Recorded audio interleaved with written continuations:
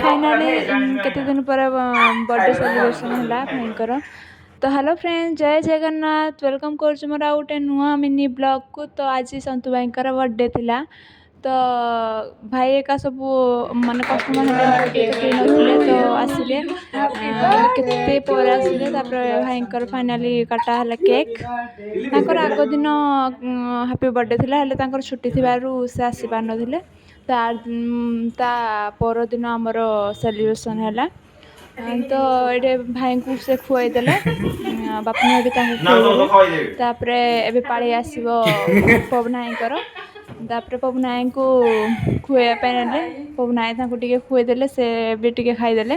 तापर खाई सारा परे एबे एबे समस्ते समस्त को खुआई माने। तो फ्रेंड्स एबे दीदी को खुआइबे। तापर दीदी खाई एबे तो तांको वीडियो आनी पारलेनी, कारण तांको बहुत भल लागेनी वीडियो आसिया पई। तो मु तांको आनी नथिली। तापर एबे एबे आसीबो मिता दीदी को पाले, हेले मिता दी तो खाइबेनी। तो तापर मु तांको भागडा खाई देली। तांको भागडा खाई देकी टी संतुष्ट देखनांती को बळे खाउजी।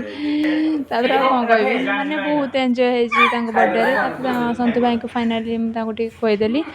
तो जदि वीडियो टी भल लागे लाइक कमेंट शेयर करबे। जदि मोर किछि भूल होइतो प्लीज मते क्षमा कर देबे। तो रहउची जय जगन्नाथ।